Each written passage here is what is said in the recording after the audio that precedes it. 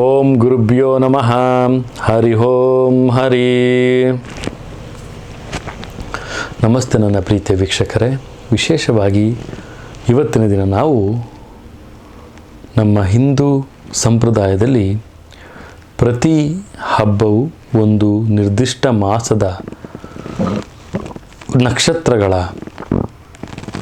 ಅಥವಾ ತಿಥಿಯೊಂದು ಆಚರಣೆಯನ್ನು ಮಾಡಿದ್ರೆ ಕೆಲವು ಹಬ್ಬಗಳು ನಿರ್ದಿಷ್ಟ ದಿನಗಳಲ್ಲಿಯೇ ಆಚರಿಸುವಂತಹದ್ದು ರೂಢಿಯಲ್ಲಿದೆ. ಶ್ರಾವಣ ಮಾಸದ ನಾಗಪಂಚಮಿ ಹಬ್ಬದ ನಂತರ ಪೌರ್ಣಮಿಗಿಂತ ಮುಂಚೆ ಬರುವಂತಹ ಶುಕ್ರವಾರದಂದು ವರಮಹಾಲಕ್ಷ್ಮಿ ಹಬ್ಬವನ್ನು ನಾವು ಆಚರಿಸ್ತೇವೆ. ವಿದ್ಯೆಗೆ ಬ್ರಹ್ಮನ ಆರಸೆ. ವಿಶೇಷವಾಗಿ ಸರಸ್ವತಿಗಿಂತ ಲಕ್ಷ್ಮಿಯನ್ನು ಒಲಿಸಿಕೊಳ್ಳಲೇ ಬಯಸುತ್ತಿರುವಂತಹ ಒಂದು ಆಶ್ಚರ್ಯವಾಗಿರುವಂಥದ್ದು.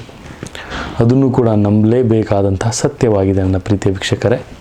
ಹಾಗಾಗಿ ಈ ಕಲಿಯುಗದಲ್ಲಿ ಯಾವುದೇ ಜಾತಿಗಳ ತಾರತಮ್ಯವಿಲ್ಲದೆ ಪೂಜಿಸುವ ಏಕೈಕ ದೇವತೆ ಅಂದರೆ ಲಕ್ಷ್ಮಿ ಅಂದರೂ ಸಹಿತ ಅತಿಶೋಕ್ತಿ ಏನಲ್ಲ ಅಂತಲೂ ಸಹಿತ ತಿಳಿಸ್ಕೊಡ್ತೇನೆ. ವಿಶೇಷವಾಗಿ ಮಹಾಲಕ್ಷ್ಮಿಯ ಜನನದ ಹಿನ್ನೆಲೆ ಏನು ಅನ್ನೋದನ್ನು ನಾವಿಲ್ಲಿ ತಿಳಿಸ್ತೇವೆ. ಮುನಿಗಳಲ್ಲಿ ಅತ್ಯಂತ ಕೋಪಿಷ್ಠರೆಂದೇ ಖ್ಯಾತಿಯಾಗಿರುವಂತಹ ದುರ್ವಾಸ ಮಹರ್ಷಿಗಳ ಒಂದು ಶಾಪದಿಂದಾಗಿ ದೇವೇಂದ್ರನು ರಾಜ್ಯಭ್ರಷ್ಟನಾದಾಗ ಸ್ವರ್ಗಲಕ್ಷ್ಮಿಯು ಸಹ ಸ್ವರ್ಗವನ್ನು ಬಿಟ್ಟು ವೈಕುಂಠವನ್ನು ಸೇರಿಕೊಂಡಾಗ ದೇವಲೋಕಕ್ಕೆ ದಾರಿದ್ರ್ಯ ಅನ್ನುವಂಥದ್ದು ಕಾಡತೊಡಗುತ್ತೆ. ಇದರಿಂದ ದುಃಖ ಪ್ರಾಪ್ತರಾದಂತಹ ದೇವತೆಗಳೆಲ್ಲ ಚತುರ್ಮುಖ ಬ್ರಹ್ಮನನ್ನು ಮುಂದಿಟ್ಕೊಂಡು ವೈಕುಂಠವಾಸಿ ಮಹಾವಿಷ್ಣುವಿನ ಒಂದು ಮೊರೆಗೆ ಹೋಗ್ತಾರೆ. ಭಗವಾನ್ ವಿಷ್ಣು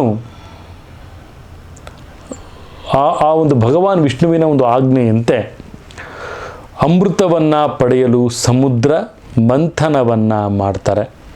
ರಾಕ್ಷಸರು ಮತ್ತು ದೇವತೆಗಳು ಒಂದು ಮಂಥರದ ಒಂದು ಪಾರ್ವತಿಯ ಒಂದು ಅಡಕೋಲಗಳಾಗಿ ಮೂಡಿಕೊಂಡು ವಾಸುಕಿಯ ಒಂದು ಸಹಾಯದಿಂದ ಸಮುದ್ರವನ್ನು ಕಡಿಯುವಾಗ ಕ್ಷೀರಸಾಗರದಲ್ಲಿ ಪರಿಶುದ್ಧವಾಗಿ ಶ್ವೇತವರ್ಣದಲ್ಲಿ ಮಹೇಂದ್ರನ ಸಂವತ್ಸರ ರೂಪಿಣಿಯಾದ ಮಹಾಲಕ್ಷ್ಮಿ ಜನನವಾಗ್ತಾಳೆ.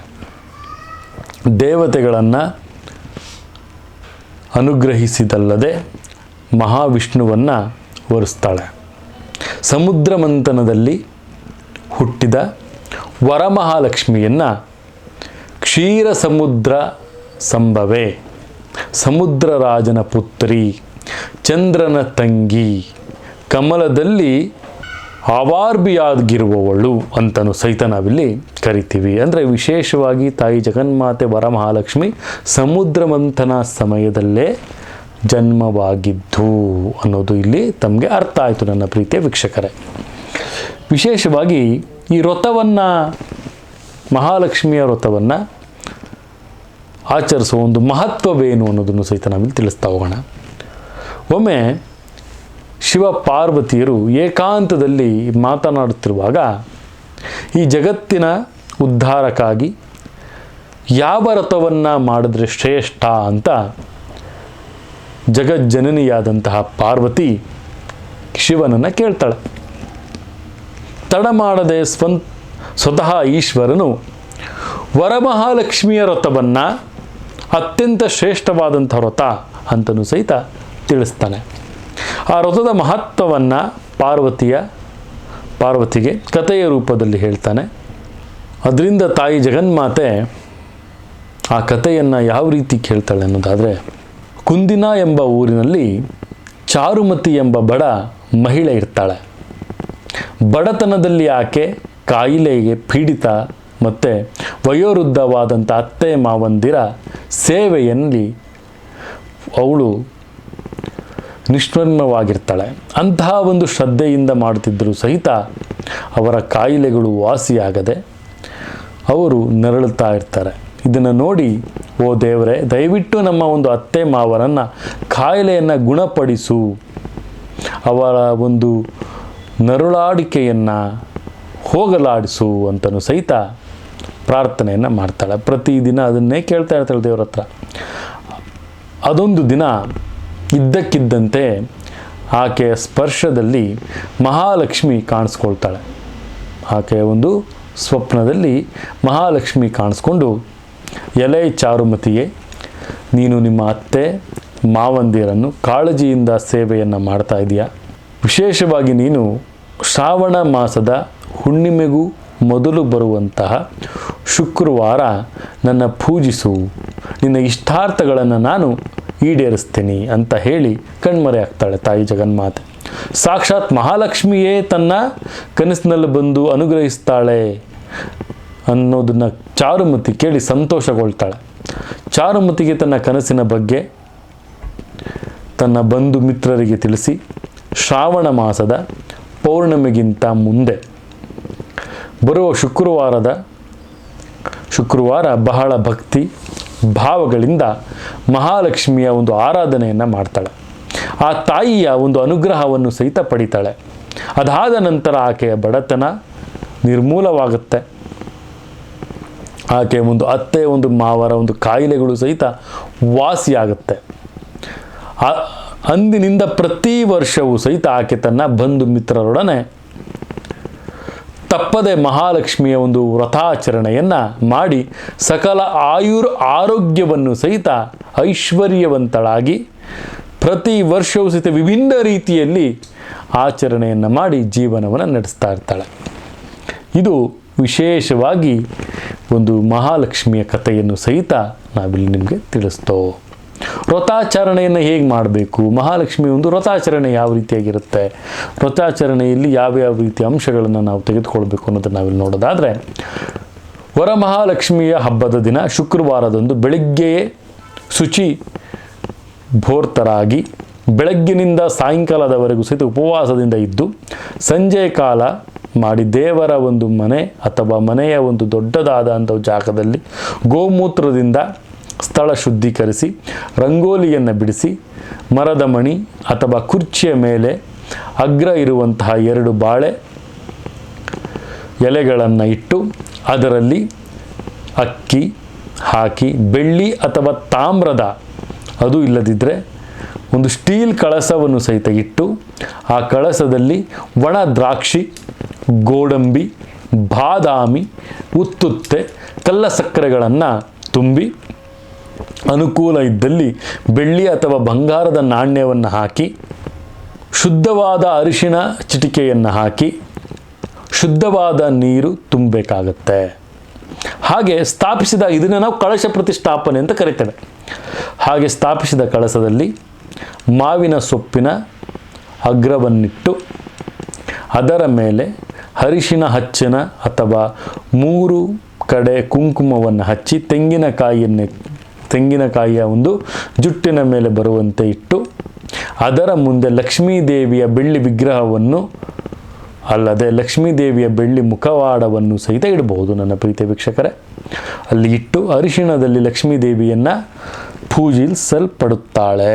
ವಿಶೇಷವಾಗಿ ಸಮುದ್ರ ಮಂಥನದ ಸಮಯದಲ್ಲಿ ಮಹಾಲಕ್ಷ್ಮಿ ಶ್ವೇತ ವಸ್ತ್ರದಲ್ಲಿ ಉದ್ಭವವಾದ ಕಾರಣ ಮಹಾಲಕ್ಷ್ಮಿ ವ್ರತದ ದಿನ ದೇವಿಗೆ ಶ್ವೇತಾಭರಣದ ಅಥವಾ ಕೆಂಪು ಅಂಚಿನ ಸೀರೆಯನ್ನು ಉಡಿಸಿ ಅಲಂಕಾರವನ್ನು ಸಹಿತ ಮಾಡಿ, ವಿಶೇಷವಾಗಿ ಅಲಂಕಾರವನ್ನು ಮಾಡಿ ನಾನಾ ಬಗೆಯ ಹೂವಿನ ಒಂದು ಹಾರವನ್ನು ಸಹಿತ ತೋಮಾಲೆಯನ್ನು ಸಹಿತ ತಾಯಿ ಜಗನ್ಮಾತೆ ಮಹಾಲಕ್ಷ್ಮಿಗೆ ಇಟ್ಟು ವಿವಿಧ ಚಿನ್ನಾಭರಣಗಳನ್ನು ತೊಡಿಸಿ, ಇತ್ತೀಚೆಗೆ ಒಂದು ನಗದು ಕೂಡ ಬಂದಿರುವಂತಹ ಒಂದು ರೂಢಿಯಲ್ಲಿದೆ, ಅದನ್ನು ಸಹಿತ ಇಟ್ಟು ಪೂಜೆಯನ್ನು ಆರಂಭಿಸಬೇಕಾಗತ್ತೆ. ಪೂಜೆಯನ್ನು ಆರಂಭಿಸೋಕ್ಕಿಂತ ಮುಂಚೆ ಒಂದು ಬೆಳ್ಳಿ ಇಲ್ಲವೇ ಹಿತ್ತಾಳೆಯ ಒಂದು ನಂದಾದೀಪವನ್ನು ಇಟ್ಟು ಮೊದಲು ಘಂಟಾನಾದವನ್ನು ಮಾಡಿ ಅವರವರ ಸಂಪ್ರದಾಯದಂತೆ ಅವರ ಮನೆಯಲ್ಲಿ ದೇವರನ್ನು ನೆನೆದು ವಿಘ್ನ ವಿನಾಯಕನಿಗೆ ಮೊದಲು ಪೂಜೆಯನ್ನು ಮಾಡಬೇಕಾಗತ್ತೆ.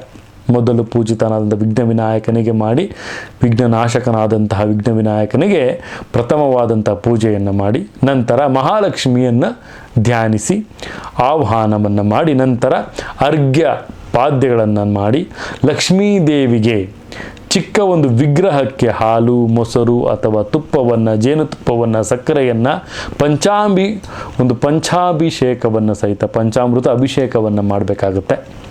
ಅರಿಶಿನ, ಕುಂಕುಮ, ಗಂಧ ಇತ್ಯಾದಿಗಳಿಂದ ಮತ್ತು ಮಲ್ಲಿಗೆ ಇತ್ಯಾದಿ ಒಂದು ಪುಷ್ಪಗಳಿಂದ ದೇವಿಗೆ ಅಲಂಕಾರವನ್ನು ಮಾಡಿ ಅಂಗಪೂಜೆ ಮತ್ತು ಬಿಲ್ವದವನ, ಮರಗಳ ಇತ್ಯಾದಿ ಪಾತ್ರೆಗಳಿಂದ ಅರ್ಚನೆಯನ್ನು ಮಾಡಬೇಕಾಗತ್ತೆ.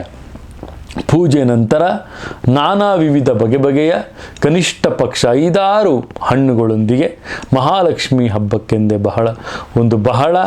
ಒಂದು ಮಡಿಯಿಂದ ವಿಶೇಷವಾಗಿ ತಯಾರಿಸಲ್ಪಟ್ಟಂತಹ ಒಬ್ಬಟ್ಟು ಇಲ್ಲವೇ ಸಜ್ಜದಪ್ಪ ಅಥವಾ ತಮ್ಮ ಒಂದು ಅನುಕೂಲಕ್ಕೆ ತಕ್ಕಂತಹ ಒಂದು ಸಿಹಿ ತಿನಿಸುಗಳನ್ನು ದೇವಿಗೆ ನೈವೇದ್ಯವನ್ನು ಮಾಡಿ ಎಲ್ಲರ ಸಮ್ಮುಖದಲ್ಲಿ ದೇವರ ಒಂದು ತುಪ್ಪದ ಒಂದು ಬತ್ತಿಯನ್ನು ಮಹಾಮಂಗಳಾರತಿಯನ್ನಾಗಿ ಮಾಡಿ ಮಂತ್ರ ಪುಷ್ಪಾಶ್ವಗಳಿಂದ ಸಮರ್ಪಣೆಯನ್ನು ಮಾಡಬೇಕಾಗತ್ತೆ. ಸುಮಾರು 2 ಗೇಣಿನಷ್ಟು ಅಥವಾ 12 ಹಸಿ ದಾರಗಳಷ್ಟು ತೆಗೆದುಕೊಂಡು ಅದಕ್ಕೆ 12 ಗಂಟುಗಳನ್ನು ಹಾಕಿ ಅದನ್ನು ಸ್ವಲ್ಪ ನೀರಿನಲ್ಲಿ ನೆನೆಸಿ ಅರಿಶಿಣ ಹಚ್ಚಿ ಅದಕ್ಕೆ ಸೇವಂತಿಗೆ ಹೂವನ್ನು ಕಟ್ಟಿ ದೇವಿಯ ಪಕ್ಕದಲ್ಲಿರಿಸಿ ಪೂಜೆಯನ್ನು ಮಾಡತಕ್ಕದ್ದು. ಲಕ್ಷ್ಮೀ ಪೂಜೆ ಮಾಡಿದ ನಂತರ ಆ ದಾರವನ್ನು ಮನೆಯ ಎಲ್ಲ ಹೆಣ್ಣು ಮಕ್ಕಳಿಗೆ ಮತ್ತು ಮುತ್ತೈದೆಯರು ಅಥವಾ ಹಿರಿಯರಿಗೆ ಕಂಕಣದಿಂದ ಬಲಗೈಗೆ ಕಟ್ಟಬೇಕು. ನನ್ನ ಪ್ರೀತಿಯ ವೀಕ್ಷಕರ, ಇದನ್ನು ನಾವು ಗೌರಿ ಹಬ್ಬದವರೆಗೂ ಸಹಿತ ಜನತದಿಂದ ಅಥವಾ ಕಾಪಾಡಿಕೊಳ್ಳೋದ್ರಿಂದ ಗಣೇಶನ ವಿಸರ್ಜನೆಯ ದಿನ ಭೀಮನ ಅಮಾವಾಸ್ಯ ಗೌರಿ ಹಬ್ಬದ ದಿನ ಕಟ್ಟಿಕೊಂಡಂತಹ ಒಂದು ದಾರವನ್ನು ಸಮೇತ ಈ ದಾರವನ್ನು ವಿಸರ್ಜನೆಯನ್ನು ಮಾಡಬೇಕಾಗತ್ತೆ. ಪೂಜೆ ಮುಗಿದ ನಂತರ ಮನೆಯ ಒಂದು ನೆರೆಹೊರೆಯ ಮುತ್ತೈದೆಗಳನ್ನು ಕರೆದು ಅವರಿಗೆ ಅರಿಶಿನ, ಕುಂಕುಮ, ಇನ್ನು ಕೆಲವು ಹಿರಿಯ ಮುತ್ತೈದೆಯರಿಗೆ ಈ ದಾರವನ್ನು ಸಹಿತ ಹಸಿ ಮೋರದಲ್ಲಿ ಹಾಕಿ ತೆಂಗಿನಕಾಯಿ, ತಾಂಬೂಲದ ಸಹಿತ ಅವರಿಗೆ ದಕ್ಷಿಣೆಯನ್ನು, ಬಳೆ, ರವಿಕೆ, ಕಣ ಮತ್ತು ಸೀರೆಯನ್ನು ಅಥವಾ ಬಾಗಿನವಾಗಿ ಅವ್ರನ್ನ ಕೊಟ್ಟು ಮಹಾಲಕ್ಷ್ಮಿಯ ಪೂಜೆಯನ್ನು ಸಂಪೂರ್ಣಗೊಳಿಸೋದ್ರಿಂದ ಉತ್ತಮವಾದಂತಹ ಫಲಾನುಫಲಗಳು ತಮಗೆ ಸಿಗುತ್ತೆ. ಇದು ವಿಶೇಷವಾಗಿ ಹೆಣ್ಣು ಮಕ್ಕಳು ಈ ಒಂದು ದಿನದ ಒಂದು ಆಚರಣೆಯನ್ನು ಮಾಡೋದ್ರಿಂದ ಉತ್ತಮವಾದಂತಹ ಫಲಾನುಫಲಗಳು ತಮಗೆ ಕಂಡು ಬರುತ್ತೆ. ನನ್ನ ಪ್ರೀತಿಯ ವೀಕ್ಷಕರೇ ಅಂತಲೂ ಸಹಿತ ಹೇಳ್ಬೋದು. ವಿಶೇಷವಾಗಿ ವರಮಹಾಲಕ್ಷ್ಮಿಯನ್ನು ನಾವು ಮುತ್ತೈದೆಯರ ಹಬ್ಬ ಅಂತಲೂ ಸಹಿತ ಕರಿತೀವಿ. ತಾಯಿ ಜಗನ್ಮಾತೆಗೆ ಎಲ್ಲ ರೀತಿಯ ಒಂದು ಸಂಪೂರ್ಣವಾದಂತಹ ಮನು, ತನ, ಧನ, ಒಂದು ಶ್ರದ್ಧಾ, ಭಕ್ತಿ, ಶರಣಾರ್ಥಿಯಿಂದ ಅಮ್ಮನಿಗೆ ಪೂಜೆಯನ್ನು ಮಾಡಿ ಈ ವರಮಹಾಲಕ್ಷ್ಮಿ ಹಬ್ಬವನ್ನು ಆಚರಿಸೋದ್ರಿಂದ ಮನೆಯಲ್ಲಿ ಎಂತಹ ದಾರಿದ್ರ್ಯಗಳಿದ್ರೂ ಸಹಿತ ಇದು ಓಡೋಗುತ್ತೆ ಅಂತಲೂ ಸಹಿತ ಹೇಳ್ಬೋದು. ನನ್ನ ಪ್ರೀತಿಯ ವೀಕ್ಷಕರೇ, ದಾರಿದ್ರ್ಯ ಮುಕ್ತರಾಗಿ ವರಮಹಾಲಕ್ಷ್ಮಿ ಕೃಪೆಗೆ ಪಾತ್ರರಾಗಿ ಅಂತ ಹೇಳ್ತಾ ಈ ಒಂದು ವಿಡಿಯೋ ನಾವಿಲ್ಲಿ ಮುಗಿಸ್ತಾ ಇದ್ದೀವಿ. ಇದೇ ರೀತಿ ನಮ್ಮ ವಿಡಿಯೋಗಳನ್ನು ಲೈಕ್ ಮಾಡಿ, ಶೇರ್ ಮಾಡಿ, ಕಮೆಂಟ್ ಮಾಡಿ, ಪ್ರತಿಯೊಂದು ವಿಚಾರಗಳನ್ನು ಸಹಿತ ತಾವು ನಮ್ಮ ಒಂದು ವಿಡಿಯೋ ಮುಖಾಂತರವಾಗಿ ತಿಳ್ಕೊಳ್ಬೋದು ಅಂತ ಹೇಳ್ತಾ, ಇನ್ನು ಹೆಚ್ಚಿನ ವಿಚಾರಗಳಿಗೆ ನುರಿತ ಜ್ಯೋತಿಷ್ಯರಲ್ಲಿ ತಮ್ಮ ಒಂದು ಜಾತಕವನ್ನು ಪರಿಶೀಲನೆ ಮಾಡಿಸಿ ಅಂತಲೂ ಸಹಿತ ಹೇಳ್ತಾ, ಸರ್ವೇ ಜನ ಸುಖಿನೋ ಭವಂತು, ಸರ್ವ ಮಂಗಳಾನಿ ಭವಂತು.